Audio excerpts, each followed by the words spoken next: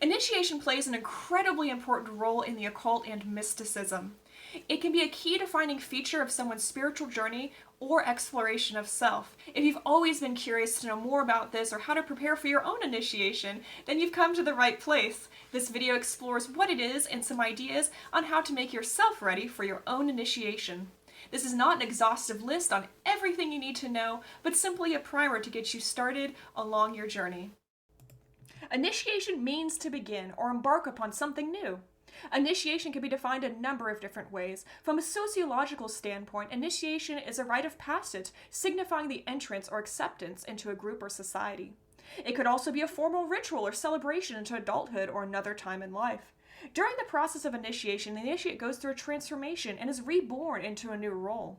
Psychologically speaking, initiation is a ritualistic experience intended to instruct or produce change in the initiate.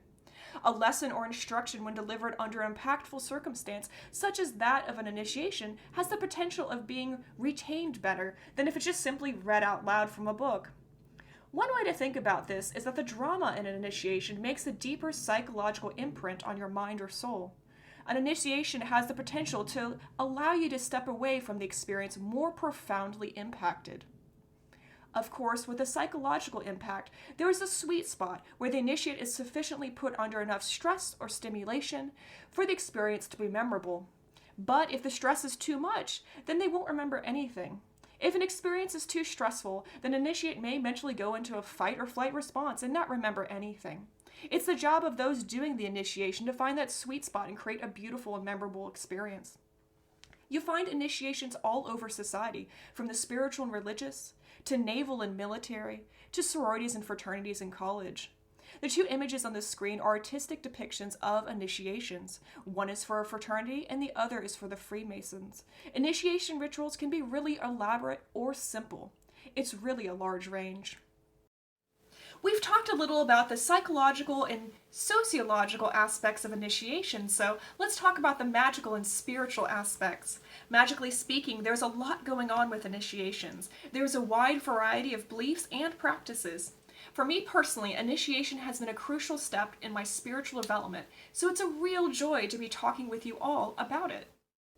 Let's explore the more magical and mystical side of initiation. In Little Essays Towards Truth, the renowned and controversial occultist Aleister Crowley says the following: "Now initiation is, by etymology, the journeying inwards. It is the voyage of discovery, O wonder world, of one's own soul. And this is truth that stands upon the prow, eternally alert. This is truth that sits with one strong hand gripping the helm." There is a diverse range of thoughts and opinions about the mystical and magical side of initiation. As always, my goal is to not convince you to think of one way or the other, but to open your mind to new ideas and perspectives. In a lot of ceremonial magic, initiation represents and jumpstarts spiritual growth. It's the point of kicking off a new life committed to an entirely new set of principles from those of mundane society. When I refer to mundane society, I mean your day-to-day non-magical life. To quote from the book Self-Initiation into the Golden Dawn Tradition by Chic and Sandra Cicero, "Initiation is the precursor of immortality. Humankind has the potential for immortality, but obtains it when men and women align themselves with that immortal spiritual essence that underlies all aspects of the manifest universe. That same spiritual essence, which is too often ignored, is a supreme objective of that of the Western esoteric tradition known as magic. The goal of all magical processes is the purification of the natural human being. That is the extraction of the pure gold of spiritual selfhood from the husk of the outer personality." I think that is a solid quote. Essentially, initiation can be a step along the way of one's greater spiritual path and goals. These goals may be obtaining a profound sacred knowledge of self, achieving an elevated state of consciousness where the ego is in union with the higher self, returning to the divine form of the absolute all, understanding of the nature of God or divinity, or perhaps achieving a more meaningful lived experience where you cultivate desirable traits such as compassion and kindness towards yourself and others. In this context, the initiation is meant to purify and prepare the candidate to receive the secrets and teaching from the group or tradition they are entering. It's a step in one's own spiritual evolution. On the screen are two examples of groups in ceremonial magic that do initiations with magical intentions. On the left is the symbol of the Rose Cross of the Hermetic Order of the Golden Dawn, which was a secret society devoted to the study and practice of the occult. There has been numerous revivals of the Hermetic Order of the Golden Dawn that still exist and persist today. On the right is Lila Waddell in her ceremonial robe for a group called the AA, not Alcoholics Anonymous. The AA is a magical teaching order started by Aleister Crowley. Despite having numerous offshoots and splinterings, it continues to exist today. A key component of the structure of initiations is drama. This drama basically is acting out a series of exciting or unexpected events that the candidate gets to participate in. This is a really cool and special part of initiations. Sometimes for these dramas, you get to be yourself, finding your way through the challenges presented to you. In others, you get to play a role of a character you are given. A main feature of these dramas is overcoming some unexpected challenge. That's why for the full experience of the initiation, it's best to go into it without prior knowledge, unless otherwise instructed. Of course, you can read ahead if you want and spoil yourself, but it's really doing yourself a disservice. You would be depriving yourself the full wonder and the experience of that initiation. During that drama, you may encounter all kinds of characters played by your initiators. These characters could be based on historical people, legends from folklore, various people, animals, and more abstractly, they could be based on aspects of archetypes, divine forms, parts of your consciousness, spiritual aspirations, human desires, love, death, birth, and so on. These categories are not mutually exclusive. There can be profoundly deep symbolism in the drama that unfolds. For example, an initiator may be playing the role of a historic person. That also represents an abstract concept like death in the greater narrative.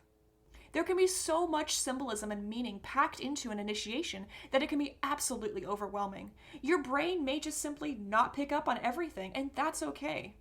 If you want my 2 cents of advice, I do encourage you to still try your best to understand what is happening around you and to you while you are going through your initiation. Pay attention to the words being said. Count the numbers of things, peoples, and sounds. Pay attention to the layout of the room you are in and the objects also in the room. Do the initiators have any kind of costume on or a special robe? What colors are being used during the ritual? Were you given any kind of role during that ritual, or are you just you? What is the time of day that the ritual is happening? Were you asked to do anything before your initiation to prepare? What do you think that means? What is the larger narrative and themes at work? These are all some questions that might be helpful to you to keep in mind during your initiation. Perhaps there may even be an opportunity afterwards for you to discuss your observations with your initiators and talk about all of these deeper themes and meaning. On the topic of advice, for someone going through a magical initiation with a group, fraternity, coven, and so on, you should first and foremost talk to your initiators on how to prepare. I'm just talking in general about things. It's so important to talk to people explicitly in the group you are joining. I can't cover everything here, nor would I want to even try. Speaking generally about some of the things you might be asked to do, for example, is cleanse yourself before your initiation with a small ritual, bath, or perhaps fasting. You could be asked to memorize or learn something ahead of time. You may be asked to do a specific task or bring something of significance with you. Oftentimes, candidates for initiation are asked to wear a specific garment. Your initiators should be very clear to you about what you need to do. Some things to keep in mind, though, is often for your safety, you may be asked not to wear jewelry or abstain from getting pierced or tattooed within a certain time period before your initiation. That's because piercings and tattoos leave open wounds on your body that may become infected during an initiation if things like oils are rubbed onto your body, or if you're asked to climb into water. Streams, rivers, and lakes are full of microorganisms that can enter a cut or wound and make you sick. The goal is to give you a meaningful experience, not give you an infection. Making sure you can get through an initiation as safely as possible is really important. That's why you will often be asked to disclose any pre-existing physical or mental health conditions. It's so important that you properly communicate. For example, if you have asthma, be sure to let people know. If you use an inhaler, you may be asked to keep your inhaler on yourself, or if that's not possible, hand it over to someone who will be there for you. If you have diabetes, it may be wise to pack a snack or insulin kit to have with you. If you have any kind of allergy, especially food allergies, then be sure to let people know well in advance so they can accommodate your needs and have allergy-free alternatives for you. If you have pre-existing trauma of any kind that could be triggered, then that is also something that your initiators need to know. Also be sure to communicate what you may need in an event you're triggered or have a panic attack. There is no need to feel embarrassed about this. The important thing is for you to have a beautiful experience as safely as possible. And as always, communicate, communicate, communicate. I can't stress this enough.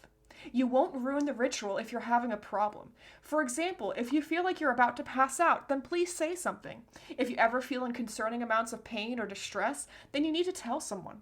As always, you can stop the ritual in the event of an emergency and get whatever it is that you need. Your health and safety is a top priority. In order for everyone to stay safe, you need to do your part and communicate your needs or any issues that you're having. So far, I've been focused on talking about initiation by a magical group, but for solitary magicians, there is sometimes the option of self-initiation. Magical groups or covens or fraternities are not the only option. Like everything else in magic, self-initiation is a hotly debated topic. Some claim that self-initiation is not possible for certain types of work and is not legitimate. Others claim that it is possible today for a student under the right circumstances to be their own initiator. An important distinction can be drawn on what is a magical tradition versus a magical current. Also, the two forms of initiation, physical versus astral. These concepts hold different meanings for different people, and as a result, their conclusions differ wildly as well. A magical current is often described as a river of power that can be tapped into. In Thelema, you often hear people talking about the 93 current. These currents, or magical forces, some claim date back to ancient times and surface in different magical groups with similar ideas. These feelings and ideas aren't random and spring from the same current these different groups manage to tap into. A magical tradition is a group of related philosophies or philosophical beliefs or magical techniques pertaining to one particular view or method of magic or occultism. Magical traditions are often bound up in the cultural and social customs of a particular group. Oftentimes, certain magical traditions do require a physical initiation before one is permitted to do that practice, but that is not always the case. It's always worthwhile to do your research first. When considering physical versus astral, the astral plane can be defined as a non-physical place of existence that may contain spirits and other non-corporeal entities. It can also be thought of as a place directed by spiritual archetypes of the mind. When initiation is taking place in the astral realm, you may not even be aware of it, whereas a physical initiation is a ceremony or ritual that you physically experience. Both the physical and astral initiations may be mirrors of each other, but one may happen before or after the other. It is said often, however, that they are linked and can occur simultaneously. For a deeper dive into the symbols and meaning you may encounter during a ceremonial magic initiation, especially a thelemic one, I recommend Initiation in the Aeon of the Child by Gunther. The take-home message here is that the Book of the Law ushered in a new Aeon, which resulted in a paradigm shift. A lot of the old magical formulas for initiation that were employed are no longer valid, but some are. There is a lot to unpack here about the different connotations, meanings, and symbol sets, and how some of those have shifted in the new Aeon. If you choose to embark on the path of initiation with Thelema, it's so important to understand what things mean in this new Aeon. This is a book worth checking out. Another resource for people interested in initiation within ceremonial magic is Initiation into Hermetics by Franz Bardon. This text does a good job of unpacking the deeper meaning and mysteries found within initiation. I think this one goes nicely with the Aeon of the Child I recommended in the last slide because it gives you more context to unpack some of the magical hows, whats, and whys of Hermetic philosophy and magic. Just to touch on that, here is a quote from the book. Magic is in reality a sacred science. It is in the truest sense of the term, the knowledge of all knowledge, because it teaches us how to understand and utilize universal laws.